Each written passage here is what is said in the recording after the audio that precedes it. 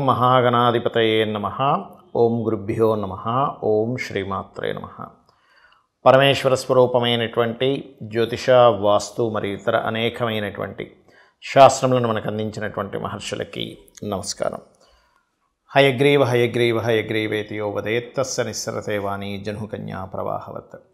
అరుణాం కరుణాతరంగితాక్షీం ధృతపాశాంకుశపుష్పబాణచాపాం అనిమాదిభిరావృతాం మయూకైః అహమిత్యేవ విభావయే భవానీం. శ్రీమాత్రే నమః. ప్రేక్షకులకి ఆ లలితాంబిక అమ్మవారి యొక్క అనుగ్రహం పరిపూర్ణంగా కలగాలని మనస్ఫూర్తిగా కోరుకుంటూ మనం ఈరోజు చెప్పుకోబోయేటువంటి టాపిక్ ఏమిటి అంటే, సూర్య భగవానుడు మకర రాశిలోకి మకర సంక్రమణం అంటారు. జనవరి 14వ తేదీన ఉదయం 8:59 57 నుంచి 59 మధ్యలో మారుతున్నాడు. ఒక నెల రోజుల పాటు మకర రాశిలోనే ఉంటాడు. మనకి సంక్రాంతి, భోగి, సంక్రాంతి, కనుమన 3 పండుగలు ఉంటాయి. ముఖ్యంగా సంక్రాంతిని పెద్దల పండగ అంటారు. పెద్ద పండగ అంటుంటారు కానీ పెద్ద పండగ కాదు, పెద్దల పండగ. ఈ రవి యొక్క గ్రహస్థితి మారడం మూలంగా 12 లగ్నాల వారికి, లగ్నం తెలియని వారు రాసుల వారికి ఎటువంటి శుభ ఫలితాలు జరగనున్నాయి, ఏ విషయాల పట్ల జాగ్రత్త వహించాలి, ఏ లగ్నాలకి మరి రవి శుభుడైతే ఒక రకమైన ఫలితము, పాపైతే ఒక రకమైన ఫలితం జరుగుతూ ఉంటుంది. కాబట్టి ఏ విషయాల పట్ల జాగ్రత్త, ఏ పరిహార మార్గం చేసుకోవాలి, మరియు అదేవిధంగా మరి లగ్నము, నక్షత్రము ఏమీ తెలియని వారు పర్టికులర్గా ఎటువంటి జాగ్రత్తలు తీసుకోవాలనేటువంటి విషయాలని చెప్తుంది నేనైనప్పటికీ కూడా చెప్పిస్తుంది సాక్షాత్ లలిత అమ్మవారిగా భావిస్తూ మనం ఒక్కొక్క లగ్నం గురించి మనం తెలుసుకుందాం. కన్యా లగ్నము, కన్యా రాశి. మీ యొక్క రాశి నుంచి పంచమ స్థానంలో రవి యొక్క సంచారం జరుగుతుంది. అంటే వ్యయాధిపతి పంచమంలో ఉన్నాడు. ఈ వ్యయాధిపతి ఎప్పుడైనా పంచమ స్థానంలో ఉన్నప్పుడు మొట్టమొదటిగా కలిగే మంచి ఫలితాలు ఏమిటి? కొంచెం ఇన్సూరెన్సెస్ మూలంగా కలిసి వస్తుంది. ఇన్సూరెన్సెస్లో ఏదైతే మీరు ఇన్వెస్ట్మెంట్ చేస్తారో దాని మూలంగా కలిసి వస్తూ ఉంటుంది. కానీ ఎంతైనా 12వ అధిపతి పంచమంలో ఉన్నప్పుడు రాజకీయ నాయకులు, గవర్నమెంట్ జాబ్స్ చేసేటువంటి వారు, మెడికల్ రంగాల్లో ఉండేటువంటి వారు నిర్ణయాలు తీసుకునేటప్పుడు కొంచెం జాగ్రత్తగా నిర్ణయం తీసుకోండి. అయితే ఇక్కడ పిల్లల్ని కనుక విదేశాలకు పంపించాలి, విదేశాలకు పంపించి అక్కడ చదివించాలనుకునేటువంటి ప్రయత్నం మాత్రం 100% పాజిటివ్గా మీకు పనిచేస్తుంది. అందులో ఎటువంటి సందేహం లేదు. లగ్నంలో కేతువు యొక్క సంచారం వల్ల కొద్దిగా తెలియని ఒక స్ట్రెస్, ఒక వైరాగ్యము, విరక్తి, అప్పుడే ఉత్సాహంగా ఉండడం, అప్పుడే అబ్బా నాకేం వద్దులే అనేటువంటి ఒక భావనతో ఉండడం అనేటువంటిది జరుగుతూ ఉంటుంది. ఇక్కడ ఎవరికైనా స్నేహితులకి ముఖ్యంగా మీరు ధనాన్ని ఇచ్చేటువంటి విషయాలలో చాలా జాగ్రత్తగా ఉండండి. స్నేహితులు మీరు డబ్బులు ఇస్తున్నారు, చాలా కేర్గా ఉండాలి, గుర్తుపెట్టుకోండి. అలాగే మరొక విషయం ఏంటంటే, ఇక్కడ గమనించుకున్నట్లయితే ఈ కాంబినేషన్ ఏదైతే ఉందో, ఈ స్నేహితులు ధనం ఇవ్వడం కానివ్వండి, లేనట్లయితే మీరు ఇన్వెస్ట్మెంట్స్ షేర్ మార్కెట్లో చేసే విషయాల్లోని చాలా చాలా జాగ్రత్తగా ఉండాలి. ఎప్పుడు కూడా 12వ అధిపతి 5వ స్థానంలో సంచరించేటప్పుడు, 5వ స్థానం అనేది షేర్ మార్కెట్. దయచేసి డైలీ ట్రేడింగ్ చేసేవాళ్ళు అస్సలు ఈ టైము మంచిది కాదు. మిమ్మల్ని చేయమని కూడా నేను చెప్పను, ఎందుకంటే డైలీ ట్రేడింగ్ అనేది పర్టికులర్గా వాళ్ళ జన్మజాతకంలో 2, 5, 8, 11 కాంబినేషన్ ఉంటేనే యోగిస్తుంది, అదర్వైజ్ యోగించదు. లాంగ్ టర్మ్ అంటారా, మీకు కొంతవరకు నాలెడ్జ్ ఉందనుకోండి, అందులో లాంగ్ టర్మ్ తీసుకోవచ్చు, తప్పేం కాదు అది. అలాగే మీకు కాస్త నిత్యము కూడా గణపతి యొక్క ధ్యానము, గణపతి యొక్క ఆరాధన చేయండి, అన్ని విధాలా బాగుంటుంది. తీపి పదార్థాన్ని ఏదైనా సరే అమ్మవారికి నైవేద్యంగా పెట్టండి.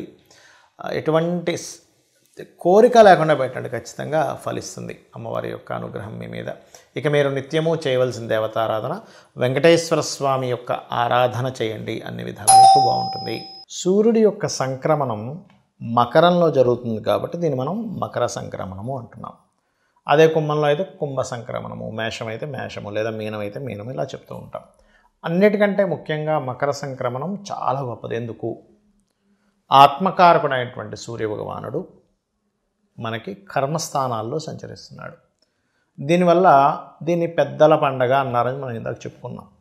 ఈ పెద్దల పండగ రోజు మనం చేయవలసింది ఏమిటంటే, ఇంట్లో మనం పండగ వాతావరణంలో ప్రత్యేకంగా మన పెద్దలు ఎవరైతే ఉంటారో, తాతలు, ముత్తాతలు, ఒకవేళ తండ్రి గారు గతించినట్లయితే తండ్రి గారికి, లేదా తల్లి గారి స్వర్గస్థులైతే శివాక్యం చెందినట్లయితే వారికని, ఎవరైతే గతించిన వాళ్ళు ఉంటారో, సింపుల్గా చెప్పాలంటే వారందరికీ కూడా వారి పేరు మీద తర్పణాలు వదలడము, వారి పేరు మీద స్వయంపాకం ఇవ్వడము, వారి పేరు మీద బట్టల్ని పెడతారు. అంటే వాళ్ళకి చెందుతుంది ఖచ్చితంగా, అందులో ఎటువంటి సందేహం లేదు. దీంతోపాటు ఈ స్వయంపాకం ఇచ్చేటువంటి క్రమంలో ఒక్కొక్క వ్యక్తికి ఒక్కొక్క సమస్య ఉంటుంది. ఎప్పుడు అంటే జీవితాంతం వేధించే ఒక సమస్య ఉంటుంది. ఆ సమస్యకి స్వయంపాకంతో పాటు సంబంధించినటువంటి పదార్థం దానం కనుక ఇచ్చినట్లయితే ఆ సమస్య ఖచ్చితంగా తీరిపోతుంది. అదేంటో చెప్తాను ఇప్పుడు నేను మీకు. ఉదాహరణకి కొంతమందికి చూడండి, చేసేటువంటి ఉద్యోగంలో పేరు ప్రఖ్యాతలు రాకుండా, ప్రమోషన్స్ లేకుండా ఇబ్బంది పడుతూ ఉంటారు. అటువంటి వారు ఖచ్చితంగా నువ్వులు, వీలైతే గోధుమలు అయితే ఇంకా అల్టిమేట్, గోధుమలు దానంగా ఇవ్వాలి. లేదండి కొంచెం ఉద్యోగం కోసం కూడా నాకు కొంత ఇబ్బంది ఉంది అని అనుకున్న వారు నువ్వులు గోధుమలు కలిపిస్తే చాలా మంచిది. స్వయంపాకం ఇచ్చే రోజు చెప్తున్నాను నేను మీకు. ఇది ప్రతి అమావాస్యకి చేయొచ్చు మీరు, లేదా ప్రతిసారి ఈ సంక్రమణం జరిగేటప్పుడు చేస్తే కూడా అద్భుతమైన ఫలితాలు వస్తాయి. మనకి క్యాలెండర్లో కనుక చూసుకున్నా మనకి యాప్స్లో కూడా దొరుకుతుంది. ఎప్పుడు మారుతున్నాడు సూర్యభగవానుడు అంటే అందులో చూపించేస్తుంది, నెట్లో కూడా దొరుకుతుంది మనకి ఇన్ఫర్మేషన్.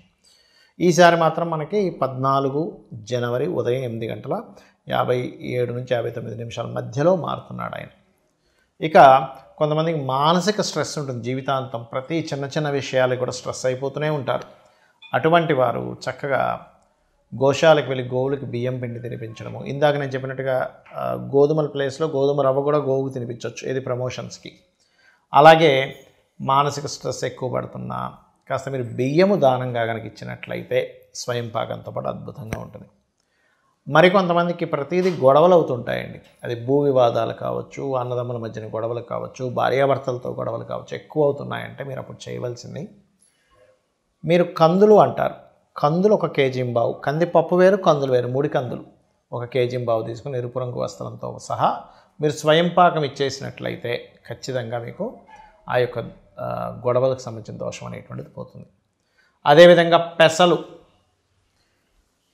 ఇది దేనికి ఇవ్వాలి అంటే మీకు వ్యాపార అభివృద్ధి అవ్వటం లేదండి, ప్రతిదీ మిస్కమ్యూనికేషన్స్ అవుతున్నాయి. మిస్కమ్యూనికేషన్స్కి లలితా సహస్రనామాల్లో ఒక గొప్ప నామం ఉంటుంది, ఓం కర్పూర వీటికామోద సమాకర్ష దిగంతరాయే నమః. చేసుకున్నట్లయితే ఖచ్చితంగా ఆ మిస్కమ్యూనికేషన్స్ అనేవి క్లియర్ అవుతాయి. అలాగే పెసలు దానంగా ఇవ్వడం, వీలైతే గోవుకి గోధుమ రవ్వని తినిపించడం. మరియు కొంతమందికి గురుబలం లేదు, ఇప్పుడు ఏ పని చేద్దామని ఇప్పుడు గురుబలం లేదండి, గురువు సరైనటువంటి స్థానంలో లేడు అందుకే ఎదగలేకపోతున్నాడు అంటుంటారు. అది నిజమే. గురువు కనుక సరిగ్గా లేనట్లయితే జన్మజాతకంలో, గురు బలం ఉన్నప్పుడు ఉండే జాతకం వేరుగా ఉంటుంది, గురువు సరిగ్గా లేనప్పుడు ఆ జాతకాలు వేరుగా ఉంటాయి.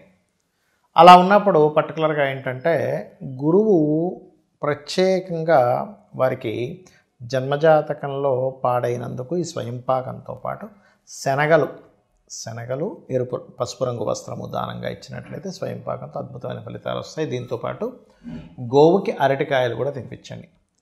ఇక మరి కొంతమందికి వివాహం అవ్వదు, అలాంటప్పుడు ఉలవలు ప్లస్ బొబ్బర్లు 2 కలిపి ఇవ్వాలి స్వయంపాకంలో. గోవుకి కాస్త తీపి చపాతీలు పెడితే ఈ శుక్ర సంబంధించిన బొబ్బర్లు ఇవ్వడం వల్ల ముఖ్యంగా కేవలం వివాహం ఒకటే కాకుండా ఫైనాన్షియల్ క్రైసిస్, ఎక్కువ ఇబ్బంది పడుతున్నాం ధనం కోసం, ఖచ్చితంగా స్వయంపాకంలో మీరు బొబ్బర్లు ఇచ్చినట్లయితే ఫైనాన్షియల్ ప్రాబ్లమ్స్ తగ్గుతాయి. డబ్బులు రావాల్సింది కానీ ఆగిపోయింది అనుకునేవారు ఉలవలు ఎక్కువగా దానంగా ఇస్తూ ఉండాలి. అదేవిధంగా భయాలు ఉంటాయి కొంతమందికి, లేకపోతే ఏదో బ్లాక్ మ్యాజిక్స్ లాంటివి జరిగాయి అనేటువంటి ఒక భయం ఉంటుంది. ఇటువంటివి కూడా మన పూర్వీకుల్ని మన పెద్దల్ని కనుక తలుచుకున్నట్లయితే అటువంటి వాటిని కూడా వాళ్ళు పంపించగలుగుతారు బయటికి, ఏదైనా నెగిటివ్ ఎనర్జీ మిమ్మల్ని పట్టుకొని ఇబ్బంది పెడుతున్నట్లయితే, ఎందుకంటే వాళ్ళకున్న శక్తి అటువంటిది. కాబట్టి మీరు బొబ్బర్లు ఎలా అయితే ధనయోగం కోసం ఇవ్వమని చెప్పాను, అదేవిధంగా ఇటువంటి భయాలు, ఊహలు, అపోహలు, ఏదో తెలియని ఒక భయం వేస్తుంది అనుకునేటువంటి వారు ముఖ్యంగా మినుములు దానంగా ఇవ్వాలి పెద్దలకి. అలాగే కొన్నిసార్లు జాబ్ సంబంధించిన సమస్యలు ఉండేటువంటి వారు తెల్ల నువ్వులు దానంగా ఇవ్వడము.